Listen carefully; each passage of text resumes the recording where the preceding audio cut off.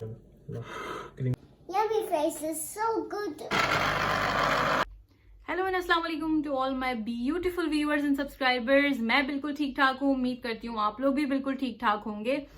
और हमारे लॉकडाउन की सिचुएशन कुछ ऐसी है कि थोड़ा सा उन्होंने ईज कर दिया है गवर्नमेंट ने, और थोड़ा सा लिफ्ट कर दिया है जो रेस्ट्रिक्शंस थी, और उन्होंने कहा है कि आप बड़े ग्रुप्स की शक्ल में नहीं मिल सकते हैं, लेकिन 2 अफराद एक दूसरे के घर आके आ जा सकते हैं। तो थोड़ी सी हमें थोड़ा सा ईज मिल गया है।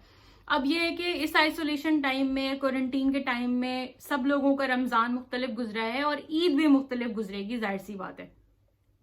ईद मुख्तलिफ गुजरने वाली है, मुझे पता है, क्योंकि शॉपिंग में भी हमें बहुत प्रॉब्लम हो रही है। पाकिस्तान में भी हो रही होगी, इंडिया में भी हो रही होगी, और दूसरे मुल्कों में भी हो रही होगी, हमें भी हो रही है, क्योंकि हम भी बाहर तो जा नहीं सकते हैं। बाहर दुकानें बहुत ज़्यादा देर तक के लिए भी नहीं खुल रही हैं, और अगर खुल रही हैं तो लोग प्रेफर नहीं कर रहे मॉल्स जाना, जो कि बिल्कुल ठीक कर रहे हैं। बिल्कुल ठीक नहीं है, घर पे रहना ज्यादा ठीक है, ज्यादा बेहतर है। सबका दिल चाह रहा होगा कि बाहर निकल के जबरदस्ती ईद की शॉपिंग करें, जैसे कि सब लोग हमेशा करते हैं, हर साल करते हैं। लेकिन इस साल क्योंकि मुख्तलिफ तरीकों से थोड़ा सा डिफरेंट रहा है, मुख्तलिफ रहा है, तो हम भी अपनी आदतों को थोड़ी सी तब्दील कर सकते हैं, तब्दीली ला सकते हैं। एनीवेज, इस वीडियो को शुरू करते हैं। 2 रेसिपीज दिखाऊंगी। एक तो हम जो बनाते हैं पेटीज, जिसको कहते हैं पाकिस्तान में पेटीज कहते हैं, यहाँ पे पफ पेस्ट्रीज कहते हैं, और छोले बना रही हूँ। लेकिन आज मैं आपको बाथरूम ऑर्गेनाइजेशन इस वीडियो में दिखाऊंगी, और वो सिर्फ क्लीनिंग नहीं है, डीप क्लीनिंग, बल्कि उसकी ऑर्गेनाइजेशन भी है, जो मैंने अपनी तरीके से कोशिश की है। तो इस वीडियो को शुरू करते हैं सबसे पहले रमजान रोजे की तैयारी के साथ। तो सो फार ये तैयारी है। इसमें ये है मैश पोटैटोज, जो मैं डालूंगी फिलिंग के तौर पर, और ये भी मैं इसी में डालूंगी। और मैं बना रही हूँ छोले, तो छोले के टिन मैंने खोल के रख लिए हैं। चलें फिर तैयारी शुरू करते हैं। और ये चिकन है, ये भी मैं फिलिंग में डालूंगी। अच्छा, बहुत सारी रेसिपीज मैंने देखी हैं, उसमें या तो लोग आलू के पेटीज बनाते हैं, या पफ पेस्ट्रीज बनाते हैं, या चिकन के पफ पेस्ट्रीज बनाते हैं। इसमें मैं आलू और चिकन दोनों ऐड करती हूँ, और चिकन को मैं थोड़ा सा मसाला लगा के मैरिनेट करके पका लेती हूँ, और उसके अंदर फिर मैश पोटैटोज ऐड कर देती हूँ। अच्छा, पफ पेस्ट्री की एक और बात बताना चाहती थी मैं। पफ पेस्ट्री पाकिस्तान में मुझे पता है बहुत मुश्किल से मिलती है, या तो बेकरीज में मिलती है, या फिर बहुत महंगी मिलती है। तो उसके लिए मेरे पास एक हल है। एक तो मैंने एक वीडियो देखी थी बहुत अरसे पहले, उसमें लड़की ने एक जो है वो पराठों से, जो फ्रोजन पराठे होते हैं उनसे पेटीज बनाए थे। नंबर 1 तरकीब ये है कि एक पराठा ऊपर रखें, फिलिंग करें, और एक पराठा नीचे रखें, काट दें और उसको बेक कर लें, तो वो इट्स लाइक आप पफ पेस्ट्री। या फिर दूसरी तरकीब मेरे पास ये है कि जो पफ पेस्ट्री होती है, खुद से बनाने की तरकीब अगर आप देखेंगे तो आपको बहुत मुश्किल लगेगी, लेकिन मैं आपको उसका आसान तरीका बता देती हूँ। आपको एक आसान टिप दे देती हूँ जो मैं समझती हूँ कि बिल्कुल काम आएगी। वो ये है कि वो लोग क्या करते हैं, जो नॉर्मल पूरी और पराठे का आटा होता है उसको गूंद लेते हैं नमक के साथ। नमक और वो जो सफेद आटा होता है उसको क्या कहते हैं, मैदा। मैदे को वो लोग गूंद लेते हैं पानी और थोड़ा सा तेल डालकर, नॉर्मल जैसे आप पूरी बनाने के लिए गूंदते हैं। फिर उसके बाद वो क्या करते हैं कि रोटी बनाते हैं, और मक्खन को थोड़ा सा फ्रीज हुआ हुआ और थोड़ा सा पिघला हुआ नरम मक्खन को रूम टेम्परेचर पे दरमियान में लगा के एक रोटी बनाई, फिर दूसरी रोटी बनाई, दरमियान में मक्खन लगाया, उसके ऊपर डाला, बेल लिया, ऐसे ऐसे पलट के रखा, फ्रीजर में रख दिया। फिर थोड़ी देर के लिए निकाला, उसको बेला, उसमें मक्खन लगाया, उसको पलटा और फ्रीजर में रख दिया। फिर थोड़ी देर बाद निकाला, उसके अंदर मक्खन लगाया, उसको पलट के रखा और वापस फ्रीजर में रख दिया। तो मैं आपको ये बता रही हूँ कि पफ पेस्ट्री की ये तरकीब है कि एक लेयर जो है वो आटे के रोटी की होती है, और एक लेयर जो है वो मक्खन की होती है। उससे वो पेस्ट्री पफ करती है, इसीलिए उसको कहते हैं पफ पेस्ट्री। अगर आप 1-2 दफा प्रैक्टिकल करेंगे, I am really much sure कि आपको पफ पेस्ट्री समझ में आ जाएगी कि कैसे बनती है। मैं आपको फिलिंग की रेसिपी स्टार्ट करती हूँ। मैं तो जो है वो रेडीमेड इस्तेमाल कर रही हूँ, क्योंकि यहाँ पे बहुत आसानी से मिल जाती है और बहुत अच्छी मिलती है। इसके लिए तेल डाल रही हूँ एक पैन में। अच्छा, सबसे पहले मैं डाल रही हूँ इसमें प्याज। मैंने बिल्कुल चॉपर में चॉप की है, बिल्कुल बारीक कर ली है। थोड़ी सी नरम हो गई है प्याज, के अंदर मैं डाल रही हूँ जीरा। थोड़ा सा जीरा डाला है मैंने। Chilli powder which is 1 teaspoon, not more than 1 teaspoon धनिया। ठीक है, बेसिक मसाले डाले मैंने। तो ये लीजिए, नमक डाल दिया है थोड़ा सा। अब मैं क्या करूंगी, इस मसाले को यूं ही के यूं ही मैं आलू में ऐड कर दूंगी। तो मैं करके दिखा देती हूँ आप। आलू में ऐड कर दिया है, थोड़ा सा ऑयल लिया है, देखिए इतना। फिर उसके अंदर मैं डाल रही हूँ चिकन, उसी पैन में जिसमें थोड़ा सा नमक, हस्बे जायका नमक, थोड़ी सी लाल मिर्च डाल रही हूँ, थोड़ी सी, ज्यादा नहीं, ठीक है। फिर उसके बाद मैं डाल रही हूँ इसके अंदर काली मिर्च पिसी हुई। उसके बाद मैं डाली हूँ थोड़ा सा लहसुन अदरक का पेस्ट। अब मैं इसको मिक्स करके इसके साथ ही पका लूँगी। देखिए इस मसाले के साथ मैं इसको इसी तरह से पका रही हूँ हल्का। अब इसके अंदर आप वैरायटी भी दे सकते हैं। मैंने इसके अंदर जो मसाले डाले हैं वो ऑप्शनल है, आपकी मर्जी है, आप जो मसाले डालना चाहें डाल के। देखिए इस तरह ये पक गई है। इसको हल्की आंच पर मैं गलाने के लिए रख रही हूँ थोड़ी देर के लिए कि चिकन गल जाए। गल रही है, मैंने ये पेस्ट्री निकाल के बाहर रख दी है क्योंकि इसको भी आधे घंटे के लिए कम से कम बाहर रखना है ताकि ये अलहदा हो जाए, सेपरेट हो जाए। देखिए चिकन गल भी गई है और थोड़ा थोड़ा सा तेल नज़र आ रहा है। अब इसके अंदर मैं डाल रही हूँ वही वाला मसाला आलू वाला जो मैंने रखा हुआ था, सारा डाल के। उसके बाद मैं इसके अंदर थोड़ा सा हरा धनिया डाल रही हूँ, थोड़ा सा पुदीना भी काट के डाल रही हूँ। चले अब मैं ये बनाना शुरू कर रही हूँ और मैं इसको इस तरह बना रही हूँ। ये देखिए ये इस तरह से बनाया है कि इसको इसके अंदर फिलिंग कर रही हूँ। ये वही है पफ पेस्ट्री। इसको थोड़ी सी देर के लिए मैंने जो है वो नरम करने के लिए छोड़ दिया था। अब आप चाहें अगर तो इसको किसी भी तरह की शेप में भी जो है वो शेप भी दे सकते हैं। इसको इसी तरह से एहतियात से साइडों से प्रेस कर दें ताकि मसाला निकले नहीं, ठीक है। और अब इसको काट कर, देखिए इसको मैं इसी तरह से काट कर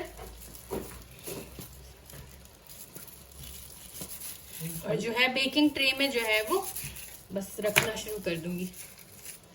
और बेकिंग ट्रे में बस मैं बेक इस तरह से कर रही हूँ कि बस तकरीबन जो है वो आधा घंटा रहता है इफ्तार में, बस उससे पहले आधे घंटे पहले मैं इसको बेक करना शुरू कर रही हूँ। ये सारे बन गए। अब एक एडिशनल स्टेप है ओवन में रखने से पहले, और वो ये है कि इसके ऊपर एग वॉश करना है। एग वॉश इसको कहते हैं, यानी कि अंडा फेंट कर इसके ऊपर अंडा लगा रही हूँ। That's it, that is called egg wash and that's it.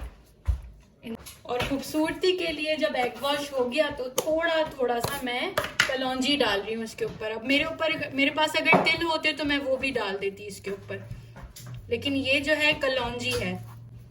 और अब ये जा रहा है direct into the oven. Oven को मैंने 15 मिनट के लिए जो है वो प्री हीट कर लिया था। छोले बनाना शुरू कर दिए। छोलों के लिए मैंने थोड़ा सा तेल लिया है।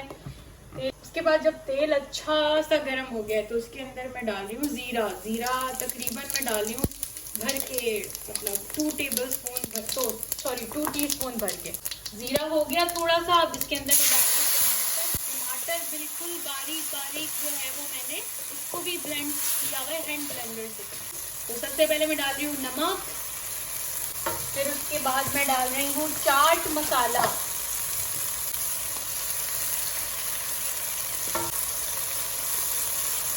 आप जितना दिल चाहे डालें मिर्च मसाले। इसको खूब सारा पका लें मिक्स करके इसके साथ। क्योंकि रोज़ा है तो चख तो सकती नहीं हूँ मैं इसको, लेकिन अब मैं डाल रही हूँ इसके अंदर उबले हुए छोले पानी के साथ ही। मैं इसके अंदर पुदीना भी ऐड कर रही हूँ बारीक काट के। तो ये खुश्क हो गए, मैंने इसको खुश्क कर लिया है। ये देखिए। ओके, हाउ मेनी सीजन्स पापा बना रहे हैं ऑरेंज जूस आज के लिए, इफ्तार के लिए।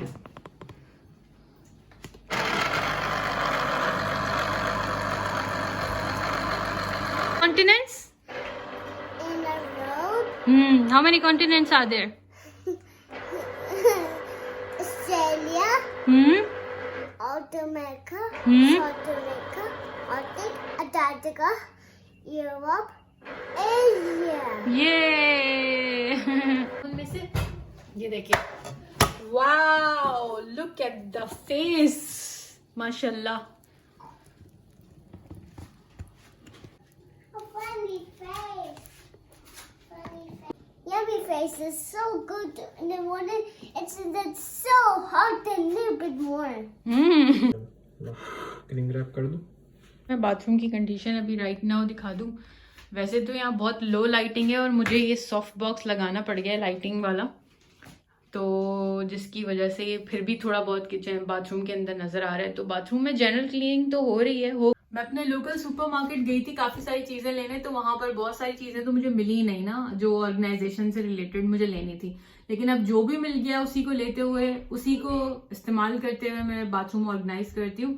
तो फिर शुरू करते हैं काम करना। ठीक है, मैं क्या बनाऊँ इफ्तार के लिए। देखें, हमारे मोहल्ले में से बड़े अच्छे प्यारे मुसलमान लोग हैं, उन्होंने मुझे इफ्तार भेज दिए बनी बनाई। देखें अल्लाह ताला कैसे इंतज़ाम कर देता है आपका। बड़ी ज़बरदस्त शानदार उन्होंने बिरयानी भी भेजी है। लुक। तो अब मैं काम की तरफ आ गई हूँ। काम करने से पहले, ऑर्गेनाइज़ करने से पहले, सबसे पहले इन सब चीज़ों को क्लीन करना है। तो इसीलिए मैं एंटीबैक्टीरियल जो है वो एक मल्टीपर्पज़ स्प्रे है, उससे जो है वो तमाम चीज़ों को अच्छी तरह से हटा के क्लीन कर रही हूँ। अच्छा, इस वीडियो में बहुत सारे लोग देखेंगे क्लीन और ऑर्गेनाइजेशन में ऑर्गेनाइज मैं ठीक तरह से नहीं कर पाई हूँ, जिसका रीज़न मैंने शुरू में बता दिया है कि मैं ऑर्गेनाइजेशन के लिए जो चीज़ें लेके आई थी वो वहाँ मिली नहीं, जो मैं लेने गई थी बेसिकली, और जो मिली उनमें काम हुआ नहीं। तो एनीवेज़ जो भी मैं कर सकी मैंने किया, क्योंकि अब ईद सर पर है, बिल्कुल मैं कोई रिस्क नहीं ले सकती थी। उसके बाद मैं आपको इन शेल्फ्स की कंडीशन दिखा दूँ। मैंने 6 महीने पहले इन शेल्फ्स को साफ़ किया था, लेकिन क्योंकि मैं ऑर्गेनाइज़ नहीं कर पा रही थी बहुत अरसे से, तो इनका हाल बहुत बुरा हो गया है। और कुछ चीज़ें तो ऐसी भी हैं जो यहाँ आती ही नहीं है, फ़िक्स नहीं होती हैं, तो इसका भी आज मुझे हल निकालना है किसी भी तरह। और मेरी बहुत सारे हेयर टूल्स होते हैं जो हॉट टूल्स होते हैं बालों के लिए, उनकी भी मुझे समझ में नहीं आती कि उनकी क्या जगह निकाली जाए। तो ये है सारा सामान जो मैं लेके आई हूँ अपने नियरेस्ट मार्केट से, के मार्ट से। और ये देखेंगे अभी क्या चीज़ किस में फ़िक्स होती है। ये 2 बास्केट्स लाई हूँ मैं इस तरह की, क्योंकि मैं पहले चली गई थी, चीज़ें मैंने देख ली थी, लेकिन मुझे पता ही नहीं था कि किस तरह से इसको ऑर्गेनाइज़ करना है मुझे, क्योंकि मिसलेनियस आइटम्स हैं सारे, कुछ किचन, कुछ टॉयलेट के हैं, कुछ मेरे हेयर प्रोडक्ट्स हैं, कुछ क्लीनिंग के हैं, तो that's too messy around here. तो जो सारी चीज़ें निकाली हैं उनको स्प्रे करके मैं अच्छी तरह से क्लीन कर रही हूँ, टिश्यू पेपर से साफ़ कर रही हूँ। और साफ़ करने के बाद, जगह साफ़ करने के बाद मैं वापस अरेंज करना शुरू करूँगी। अभी ये सब मुझे रखना है जगह पर, और डिसाइड मैंने ये किया है कि इसके अंदर मैं बड़ी बॉटल्स रख दूँगी और इन चीज़ों इसके अंदर मैं छोटी छोटी चीज़ें रख दूँगी। तो लेट्स सी, अभी देखते हैं, अभी चल रहा है काम। तो जिस तरह मैंने डिसाइड किया था उसी तरह करना शुरू हुई हूँ। मैं बड़ी बॉटल्स इसके अंदर रखना शुरू हुई हूँ, लेकिन अभी इसको मुझे अंदर रख के भी देखना है कैबिनेट के अंदर कि ये टोकरी इन सब चीज़ों के बाद अंदर आ रही है या नहीं। सो लेट्स सी कि ये फ़िट होती है अंदर या नहीं। और एज़ यूजुअल जैसे मुझे प्रेडिक्शन में करी थी कि देखते हैं ये फ़िट होती है नहीं, वैसे ही ये फ़िट नहीं हो रही है अंदर इसके, और मुझे निकाल कर इसमें से काफ़ी सारी बड़ी बॉटल्स जो है वो बाहर निकालनी पड़ी। और चेंज हो गया प्लान, और सारी छोटी चीज़ें भी मैंने इसी बास्केट में रख दी। बहुत ज़्यादा छोटी भी नहीं रखी हैं और बहुत ज़्यादा बड़ी भी नहीं रखी हैं, जो आ रही थी इसमें मैंने रख दी हैं सामने, जो नज़र आ सकती हैं। और ये देखिए बड़ी सारी बॉटल्स मैंने ऊपर निकाल के रख दी हैं। अब ये है हेयर टूल्स जो थे, उनका मसला आ रहा था, वो मैंने इस बास्केट में रख के डिसाइड किया इसको भी मैं यहीं रखूँगी, क्योंकि बास्केट अंदर तो नहीं जा रही है। तो ये बास्केट मुझे लगता है फ़ारिग हो गई है। कुछ टूल्स मैंने फेंक दिए हैं। फ़ाइनल लुक मैं आपको दिखा देती हूँ। फ़ाइनल लुक तो चले नहीं कहें, क्लीन करने के बाद जो लुक आया है, ऑर्गेनाइज़ करने के लिए ये टूल्स की बास्केट से निकाल लिए हैं मैंने ये टूल्स, हेयर टूल्स, क्योंकि वहाँ पर भी बास्केट फ़िट नहीं हो रही थी तो फ़ायदा नहीं था। एनीवेज़ उसके बाद मैं मूव ऑन कर गई हूँ ड्रॉर्स की तरफ। ड्रॉर्स में भी यही मामला है कि इनको पहले साफ़ करना है, सारा सामान निकालना है इसके अंदर से। मेरी अम्मी ने मुझे एक काजल दिया था और वो इतना मतलब डार्क था कि वो आज तक उसके धब्बे नहीं निकलते। एनीवेज़ ये वाली ड्रॉर मैंने बनाई है अपने फेशियल से रिलेटेड, जो भी चीज़ें, मास्क होता है या फेस वॉश होता है या क्लींजर होता है। और मैं मूव ऑन कर गई हूँ दूसरी ड्रॉर की तरफ, जहाँ पर मैं एसेसरीज़ वगैरह रखती हूँ कुछ, और कुछ साबुन भी वहाँ रखे हुए हैं। वैसे तो मिसलेनियस आइटम है। अब ये देखें, कुछ आइटम ऐसे भी हैं जो एक्सपायर हो चुके हैं, ख़राब हो चुके हैं, बेकार हैं, लेकिन वो भी यहीं रखे हुए हैं, उनको भी डीक्लटर करना है। एनीवेज ये ड्रॉर भी मैंने इस तरह से मैनेज कर दी है। वैसे मैंने इसमें पोर्शंस नहीं डाले क्योंकि सारी चीज़ें मैं हमेशा इसी तरह से रखती हूँ कि सामने चीज़ नज़र आए, दैट्स ऑल। और ये चीज़ें उसमें से निकली हैं जो मुझे लगता है कि यहाँ नहीं रखी जाएंगी।